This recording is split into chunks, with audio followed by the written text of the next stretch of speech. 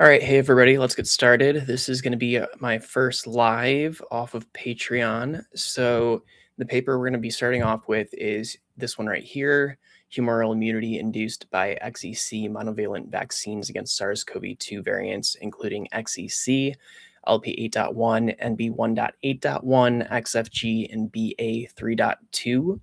So this paper is a preprint. When you pull up the link, so first let's, I guess, go through how you can actually find a paper like this.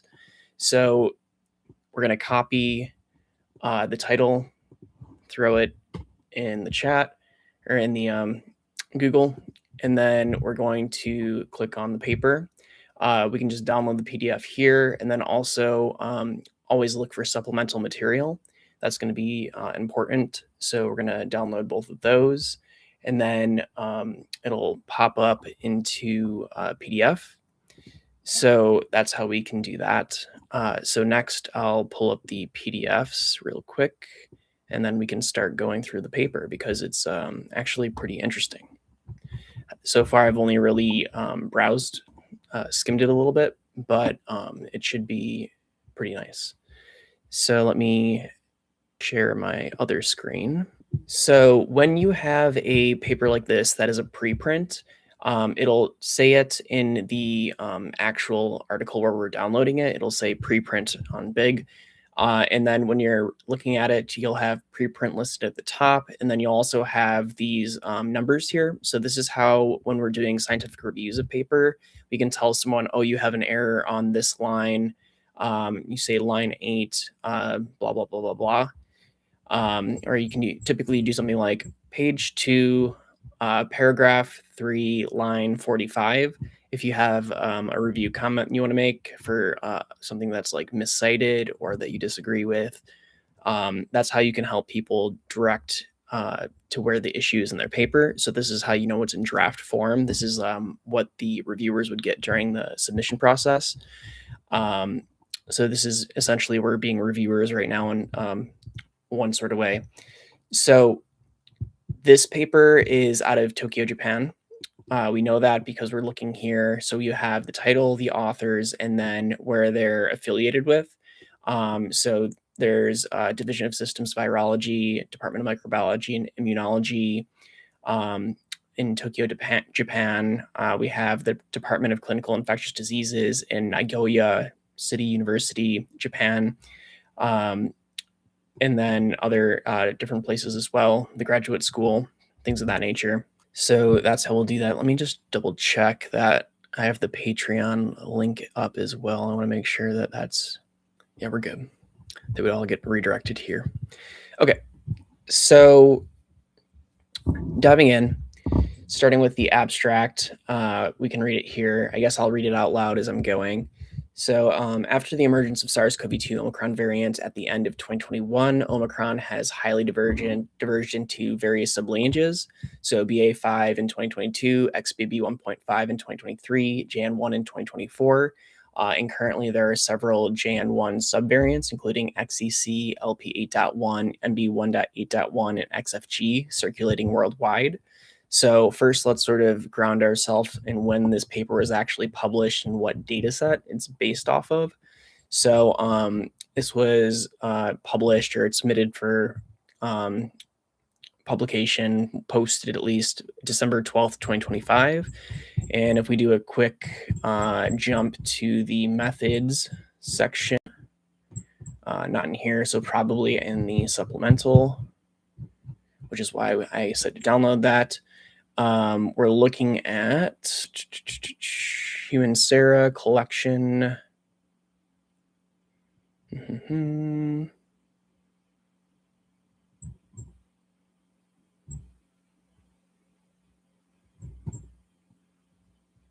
we go.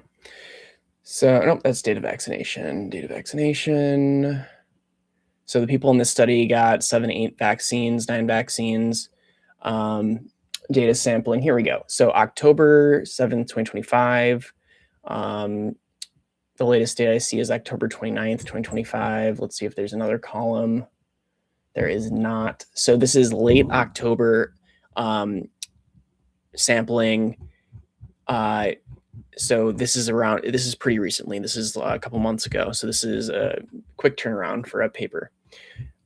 So going back up, now that we've grounded ourselves, starting here. So currently several JN1 subvariants, including XEC, LP8.1, MB1.8.1, and XFG are circulating worldwide. Currently XFG has been dominating, and now it's going down a little bit. So there's a lot of many different subvariants of XFG that have branched off of that. And notably, there is Omicron's BA3.2. So everything's basically Omicron at this point. So it's sort of worthless of saying, oh, we're in the Omicron era. We just stopped naming things. Because we had like alpha, beta, delta. But then when we got to Omicron, we just stopped doing it. So it gives a false sense of like, oh, hasn't been that much mutation since then, but there's been lots and lots and lots of COVID variant mutation since then. Just a little aside. But BA3.2 looks like it's going to be the next emerging lineage, and it's very highly mutated. So I'll actually show some stuff from Mike Honey. He did a data visualization of the data in this supplemental in here, because something we'll talk about later is antigenic cartography and BA3.2 in here. So you can see it's way the heck over here. So it's pretty far away. It's two of these panels, 1, 2 away from everything that's sort of existing right now. So it has high divergence. We'll verify that with another study that I pulled as well. But just to sort of ground us, BA3.2 is sort of highly divergent from what is currently being seen. So if that garners enough mutations to really become infectious to a lot of people, or to bind really tightly to the ACE2 receptors, or some combination of increased transmissibility with tight ACE2 binding, then that's going to make a very, very large wave. And it looks like it started spreading everywhere. So we're probably going to see it pick up actually like late January. So we could see like a second like higher wave, or just like an extension of our current wave into a long COVID wave this year. So that's why they're interested in also looking at BA3.2 here. So on December 5th, 2025, BA3.2 was designated a variant under monitoring by the World Health Organization. That just means that they've noted that it's occurring, it exists, and it could be something that is of concern eventually. So the different phases, you have variant under monitoring, variant of concern, and then what's the third one? Variant under monitoring, variant of concern, and variant. That's it. So it goes variant under monitoring, variant of interest, and then variant of concern. So those are the 3 different levels. So it's at phase 1. It's not a variant of interest just yet. So next paragraph. So to prevent COVID-19, several countries, including Japan, have continuously developed and improved variant-adapted vaccines. So they're talking about the ancestral strain, the Wuhan variant of COVID, the original variant of COVID. Then they had like the BA5 bivalent vaccine, the XBB 1.5 monovalent vaccine in 2023, the JN1 based monovalent vaccine in 2024, and more recently for us, the LP8.1 based monovalent vaccine in 2025. Japan actually diverged from the US. They picked XEC because it was more prevalent than LP8.1 in the beginning of 2025.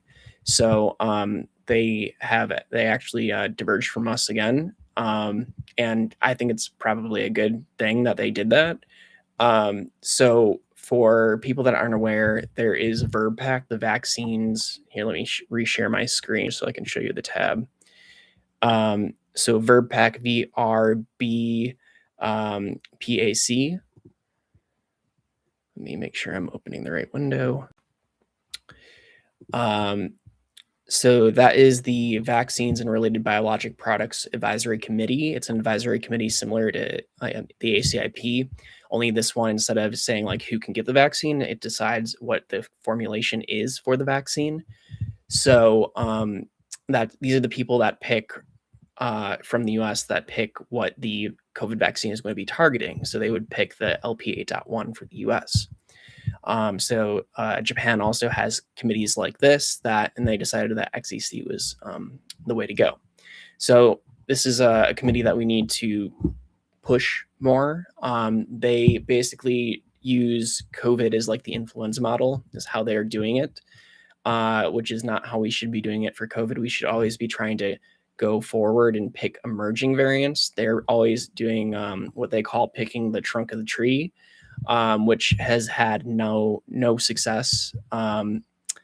They, for whatever reason, are not interested in trying to see what the COVID variant landscape is like, how things are mutating and emerging. They're always going like, oh, let's pick the base that everything is coming from our current variant strain, because that's going to give us the most likely to have the broadest coverage versus picking something that's very specific down here, that's more current, that might mutate away. And the problem with this is that they've been slowly, we've been slowly having less well-matched COVID vaccines variant selections to the current variant waves. So they've been picking older and older variants in circulation, where we got to the point now where even Novavax didn't update to the LPA.1. They stuck with JN1 from last year. So they're really far back at the trunk of the tree. So why is this bad? Well, the further that the target variant has been selected, the further it is from the current variants, the less vaccine effectiveness there has been. So for each variant, we've been seeing more and more waning in vaccine effectiveness from like the peak signal to when it attenuates. So like early on, we had very well matched vaccines to the variant. So we had like something like, I think it was like 85% vaccine effectiveness, which was really great. And then with the BA4, BA5, we had less well matched. I think it dropped to something like 65%. This is just me going based off of memory. And then with XBB 1.5, that was even further away from the current variants. And I think that dropped to something like 50%. And then that brings us to Jan 1, which we have the most recent data for. And that was even further away from the current variants that were in circulation. And that one ended up being somewhere, when I was listening to the ACIP meetings, it ended up being somewhere around like 45, like 40, 45 percent vaccine effectiveness at peak in healthy individuals. So we've been seeing that like the further back they've been going with these trunk of the tree variants, the worse it is. And it's from the preliminary data for LPA.1, the projected vaccine effectiveness is like somewhere in like 38%. It's very low. And it's because they're not trying, like I've been calling them cowards, because they're not trying to pick emerging variants. They're not trying to say, oh, we at least tried and we got it wrong. They're saying we're just going to know we get it wrong, but we're going to have the most likelihood of maybe having it be right, like having it have some coverage. So it's this long thing that they just keep making mistakes because they keep trying to view it as influenza, and it's not influenza. Influenza is very stable. We have lots and lots of mutations here. Yeah. So anyways, back to the paper. That was just a little diatribe. So they picked XEC for their vaccine, and that's what this paper is going to be looking at. I just think it's interesting because they were saying like, this is ridiculous. We don't want to be selecting LP8.1. XEC is more prevalent right now in our area in Japan. So we're going to go with this variant for our targeting for the vaccine for our own vaccine manufacturers, as opposed to picking LP8.1 because that one is so far removed. Because by the time it was picked, we had already gone from LP8.1 to LP8.1.1, which was everywhere and was leading the wave. And then we were already leading into breaking off into NB 1.8.1 and XFG, and NB 1.8.1 led for, I think, like the summer wave. died off, and then XFG surprisingly took over after that. We were kind of expecting that like it would be one or the other, but it ended up being one, then the other, as opposed to one after the other. So here they're looking at antiviral immunity induced by the XEC-based monovalent vaccines. So they're, as we showed in like the supplemental, they're vaccinating the individual. They have the vaccine history. All these people had all of the vaccinations that they could receive from 7 to 9.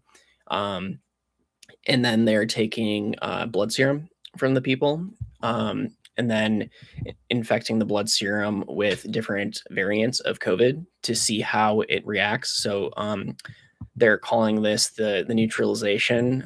Usually they do like a 50% neutralization.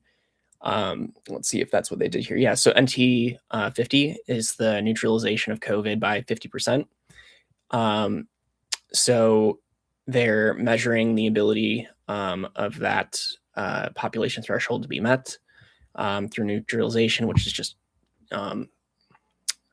essentially the ability of the like immune system within that sampled blood to inactivate the COVID. So you can see like before, so this is pre-vaccination blood, and then post-vaccination blood. So you see that after vaccination, all of the immune responses go up. There's a higher ability to neutralize in all the different variants, but you can see that there's a bit of a staggering. So some are better neutralized than others, but we'll dive into that more. I just kind of wanted to show us what we're focusing on, what we're talking about. Vaccinated with XEC-based mRNA monovalent produced by Daiichi Sankyo, or the XEC-based self-amplifying replicon vaccine by. So that's interesting. So two different vaccines: a self-replicating monovalent vaccine, an mRNA monovalent vaccine. So that's really interesting. And then we collected the blood serum before and 3 to 4 weeks after vaccination. And they're waiting that long is because the average peak antibody responsiveness is about 2 weeks after vaccination, but for some people it takes longer. It can take up to like 4 weeks. So if you target sort of like the right side of that average, you're gonna be hitting more people that are at their peak antibody responsiveness than you would if you just sampled at 2 weeks. So you might have some people that are starting to head down, but it takes a while to wane. So you're targeting more people at the peak than you would otherwise, which is why they're waiting a little bit longer than we would typically expect. So they're doing that, and then they're performing a neutralization assay using the blood sera with lentivirus-based pseudoviruses harboring spike proteins B.1.1, BA5, XBB 1.5. So this is interesting. So some people use actual COVID virus of these different variants, and they put it in and see if it neutralizes it. Here, they're actually taking the spike proteins and sort of splicing it together with a virus. So they're taking this not COVID virus and putting different variant spike proteins on it. So like they'll have like one virus that has B1.1.1. They'll have another virus that has BA5. They'll have another virus that has spike proteins of XBB 1.5. So that's interesting because they're basically just seeing, will the immune system react to the spike protein? Will it recognize it without actually having to deal with COVID viruses? So that's good. You'd need less lab controls that way. So it's a very clever thing they're doing. So that was really nice to see. So yeah, so JN1, XEC, LP 8.1, MB 1.8.1, XFG, and BA 3.2. So this is a little bit of stuff from 2023, 2024, and current time. So they're giving a little bit of a gamut of different options. They're doing the 50% neutralization titers of the blood serum against all variants tested. So after vaccination, this neutralization increased in both cohorts from 2.1-fold to 11.9-fold, depending on the variant and on the vaccine, it looks like. So with the Daiichi Sankyo cohort, which is the monovalent, they actually were getting better responsiveness than they were getting with the self-amplifying vaccine. So that's sort of opposite what I would expect, because the self-amplifying is supposed to make it so that your immune system is interacting more with the spike protein to neutralize it. So I guess this is showing us that the mRNA monovalent vaccine is actually superior to the self-amplifying vaccine. So that's pretty cool, actually. And I have theories as to why that is. I will personally always get mRNA so long as it's an option for me. And you can just lie and say you have a condition, and then get the vaccine that way too. So I'm going to keep getting my vaccines one way or the other. So I think that with the mRNA vaccine, we have multiple points where the immune system can react with it. With the release of free-floating mRNA, it can react with that. It can react with cells that are producing the mRNA. So it could try and shut down those cells that it's identifying that are producing the spike proteins. And then also the spike proteins that are produced, all of that is your immune system is interacting with. So it's like multiple different phases as opposed to just like, here's one thing at one time. It's sort of like a slow cycling of different steps, which is more like what your immune system would do with an actual virus. So I think in that way, it's actually going to produce a stronger, more robust response, which is why I prefer mRNA and I can tolerate mRNA. I think there's good reasons to use Novavax, like for people that have really big immune responses, like that people that have MCAS. There's polyethylene glycol, I think, PEG, in the that's used as sort of the little vesicles that hold the mRNA when you're injected with it. People are allergic to that component of it, so those people can't do it. So they need Novavax as well. People with lupus and other autoimmune conditions respond much better to Novavax than they do to the mRNA, from what I've seen in the literature, and then also just anecdotally through talking with people. So I think those are some good reasons, but personally, I think the mRNA is way more robust and I can tolerate it. So I'm going to keep doing it that way. Consistently with our recent study using the sera from LP8.1 based vaccines, spelled incorrectly, the humoral immunity induced by XEC based vaccines against JN1 subvariants, XEC, LP8.1, MB1.8.1, and XFG was greater than that against other variants, B1.1, BA.5, XBB 1.5, and BA 3.2. Notably, our results showed that the XEC-based mRNA vaccines induces a stronger humoral immunity compared to the XEC-based replicon vaccine, which is what we sort of noted up here because of this higher range from 2.1 to 12 versus 1.4 to 3.9. However, it should be noted that our cohorts are relatively small and may include confounding factors that affect the results, such as age, sex, history of natural infection, vaccination status. So these are all things that can be confounding factors. So like, what is a confounding factor? It's something that could be influencing the results behind the scenes. So with the more people you have, the less those confounding factors are able to influence a study, unless you have lots and lots and lots of those, in which case you have to actually subset out and find those people and pull them out of the data set and then test those two separate groups.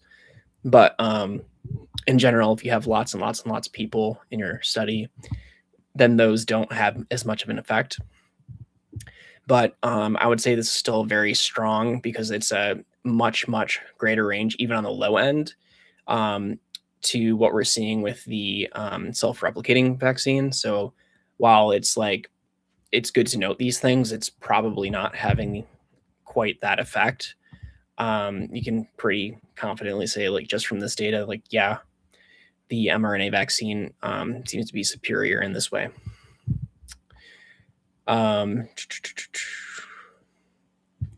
So notably, the results show that the XEC-based mRNA vaccine introduces a stronger humoral response compared to the XEC replicon vaccine and even the LP8.1 adapted vaccines.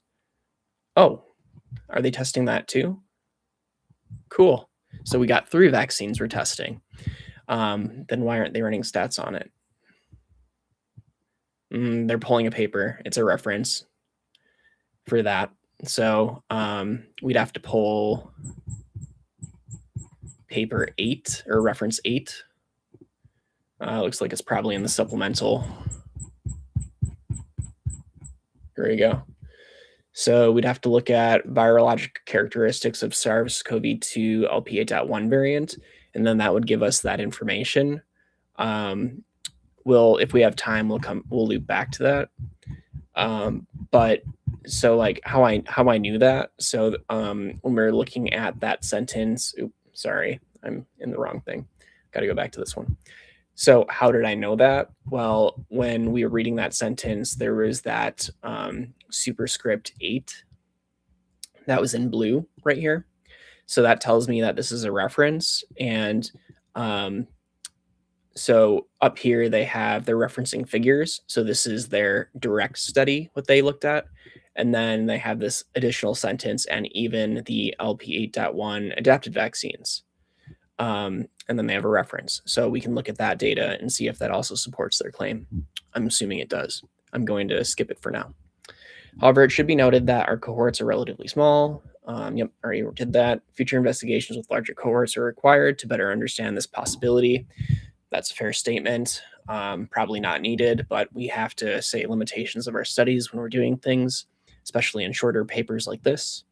And then to compare the immune status induced by XEC and LPA.1 based vaccines, we analyze the cross-section or the cross-neutralization induced by these vaccines using antigenic cartography. So this is really interesting. So something we do with influenza is we create something called antigenic cartography, where cartography is basically like a mapping system that you do to say the distance between things. So it would be nice if they had what the actual scales were here, but we'll just take it at face value. But what it's saying is basically like how much difference is there. Oh, here we go. So both axes represent antigenic distance with one antigenic distance unit, AU, in any direction corresponding to a twofold change in the 50% neutralizing titers. So that means that in their study here, looking at the Pfizer-BioNTech LP8.1 vaccinated blood sera, the Novavax LP8.1 vaccinated blood sera, and then the XEC of these two Japanese companies. So we have 4 different vaccines all in here, and they're basically plotting against vaccine effectiveness, not vaccine effectiveness, the neutralizing capabilities of the blood sera against the different variants. So if you have, let's see, let's look at the actual data before I say that. So let's jump to this and then zoom in. So when we look at the vaccines, we have XEC would be the highest because in this, the XEC variant is the one that the vaccine is targeted to. So that's what you're going to have the most robust responsiveness to. So that's basically 12. And then we have BA 3.2 at 2.5.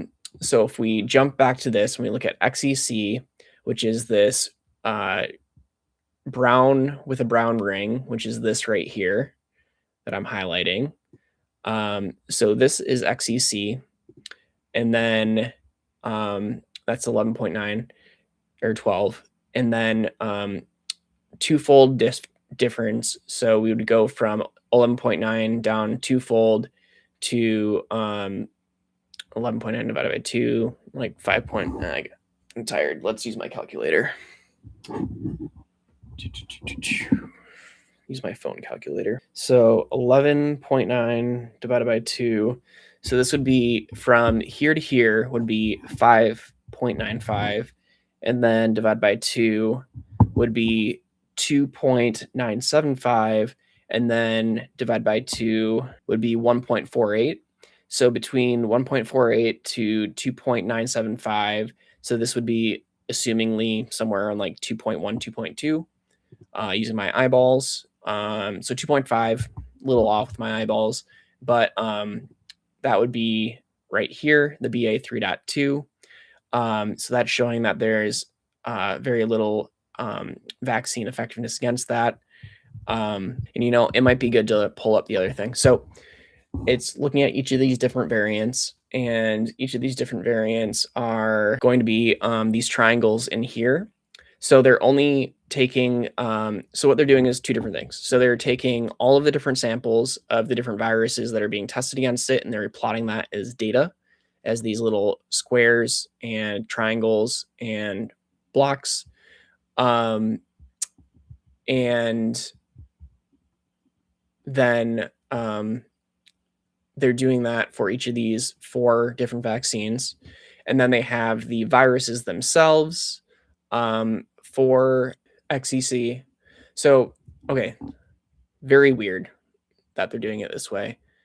Okay. Still doesn't make sense, because this would be from this. So all of these would be from this study. If we're saying that so virus positions are represented by closed circles, and then both axes represent the antigenic distance. Something doesn't make sense. Because we're saying this is 11.9, this is 2.5 from this study, then why would they have triangles that don't coincide and squares that don't coincide? Let's continue reading, and then maybe the answer will pop up, because that doesn't make sense currently, at least not to me. So to compare the immune status of the vaccines induced by XEC and LP1 8.1 base vaccines, we analyzed the cross-neutralization induced by these vaccines using antigenic cartography. The antigenic map was depicted based on the 50% neutralizing titers, values obtained from the study and our recent study using LP 8.1 base vaccine sera. The cartography showed that the immune status induced by XEC-based vaccines was similar to that induced by LP 8.1 base vaccines against the 9 SARS-CoV-2 variant antigens tested. In some, our investigations included the recent one suggests that all 4 of the JN1 subvariant-based vaccines that we tested induce profound humoral immunity against a broad range of COVID variants. So neutralization assays were performed with pseudovirus harboring the spike protein. The following 2 sera were used, XEC monovalent, and then the fully vaccinated, 1 3-dose vaccinated, 1 4-dose vaccinated, 1 5-dose vaccinated, 2 6-dose, 9 7-dose, and 8-dose vaccinated from 22 donors in total. Average age 65.6, range from 28 to 84, 27.3% male, so mostly a female cohort. And from those fully vaccinated individuals who received Meiji Seika Pharma XEC vaccines, 3 to 5-dose vaccinated, 8 6-dose, 4 7-dose, 3 8-dose, and 2 9-dose vaccinated, with 20 donors, average age 44, from 24 to 62, 45% male. So slightly different predominances in the cohorts. And then for each of the serum, they were performed in quadruplicate. So they repeated the test 4 times to get the data from each person. Each dot represents 1 neutralization, 50% neutralization titer value for each donor, and the values for the same donor pre and post. So yep, we know that. The horizontal dashed line is the lower limited detection. So it cuts off at about 1.5. So for some of these people, they actually weren't producing any signal, which is interesting for pre and post. With the Meiji Seika Pharma, a couple people didn't produce anything. Same thing with the Dashi Sankyo. There's a couple of people down here, so they might be immunocompromised or just very old, so they didn't produce an efficient response for everything. Numbers in parentheses below the graphs indicate the median of the 50% neutralizing value. The horizontal dashed lines indicates the lower serum dilution of 40-fold.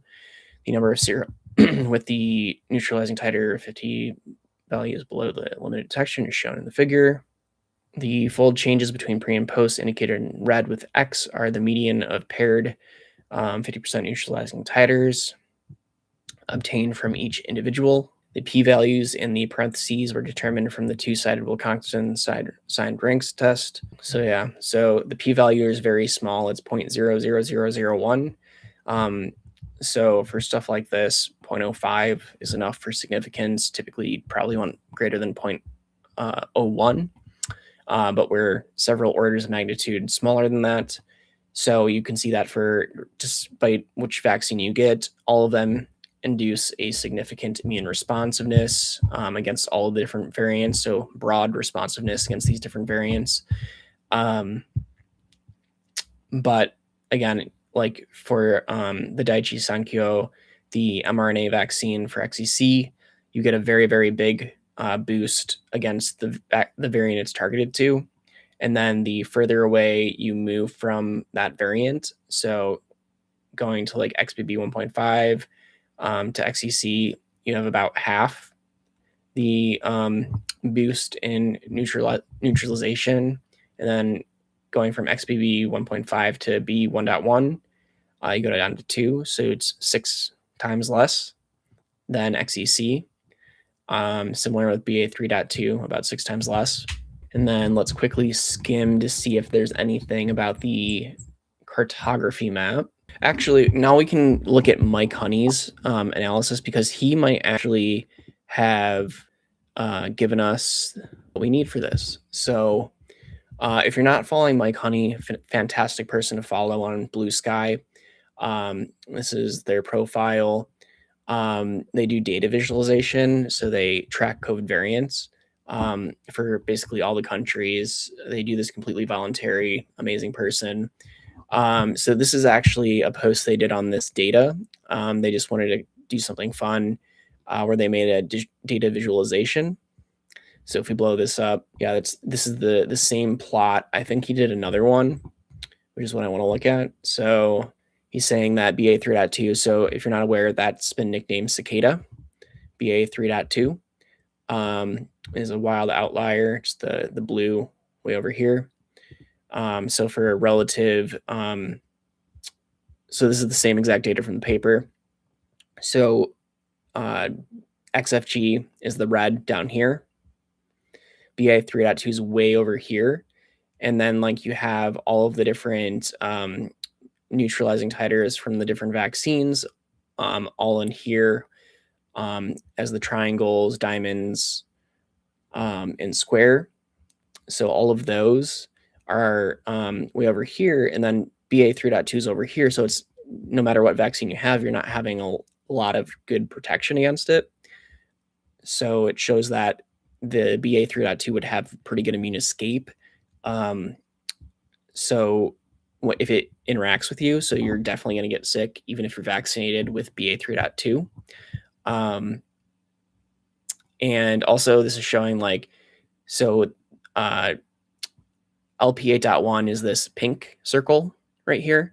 So even with XFG, it's about a twofold decrease. So your even XFG variants are LP8.1 vaccine is not that effective against it in terms of protecting us against getting infected with XFG, because we have about a twofold reduction. So if it would be a boost to 12, we're having a boost to 6. And the problem is that when we have like this order of magnitude drop or this twofold drop in effectiveness, because it'll wane faster is I guess what I'm trying to say. So if you have a higher level for a targeted vaccine, it's going to take longer to wane. But if you have like a very small bump, like for the B1.1, this black, or for BA 3.2, the blue, or even at the XFG, these are going to go down a lot faster because you're not going to as high a level. So even if you taper off at the same level, you're going to hit a very low that detection threshold much faster than you would otherwise. And then there was the other one I wanted to see. So this is him just pulling out the LP8.1 vaccine. So the vaccine is sort of giving us immunity in this range right here. But you can see that XFG is outside of that. and so is BA 3.2. NB 1.8.1 is sort of on the border of what we're being protected against with our LP 8.1 vaccine. So again, this would be each one of these blocks is a twofold difference. So if we take like the middle right here as sort of our baseline, and even the edges here, so there's about a half-fold reduction if we're saying from the fringes of what the vaccine is providing good protection against. But if we go from like the middle, there is a two to fourfold reduction in effectiveness, even against NB 1.8.1. And then if we're saying the middle, then it would be 2 for about 5 to 6 fold reduction. And similarly, take about the middle, 2 for about a 4-fold reduction for BA 3.2. So for the current variants in circulation right now, our vaccine is not very well matched, is essentially what this is showing us. But if we look at the other ones, the XCC, they're all basically giving us like the same types of protection.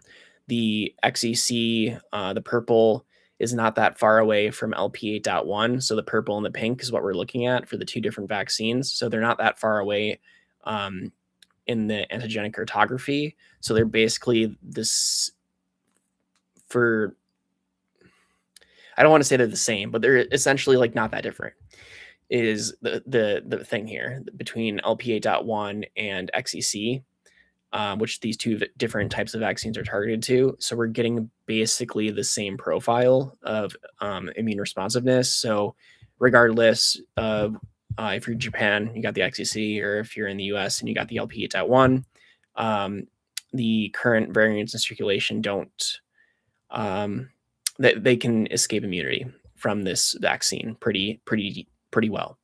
And then the secondary issue is going to be how well do these variants transmit? Are they highly contagious? Do they produce a lot of virus per person infected? And then how strongly do they bond to the ACE2 receptor and then the TMPRSS2 receptors?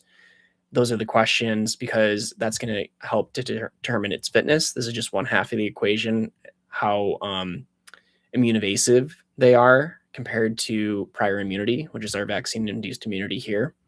And both XFG and BA 3.2 are pretty immune evasive to the vaccines that we got this year, with BA 3.2 being way more immune evasive than we would get with XFG. But that's why we're seeing a pretty bad XFG wave right now. But once BA 3.2 takes off, that's going to be a pretty big wave. And that's why I'm really interested in this paper, and I wanted to read it and kind of show you guys about that. So then the other thing I wanted to show you, so the COVID BA 3.2, you don't always want to just take one paper at its word. So I pulled up this antigenic cartography map here of BA 3.2 from the Lancet. So this is that over here, and it has a different map that's showing this as well. So we have the original SARS, not original. So there's SARS-CoV-1 way over here. Then we had Delta, Beta down here. We had the jump to XBB 1.5, which was pretty far away.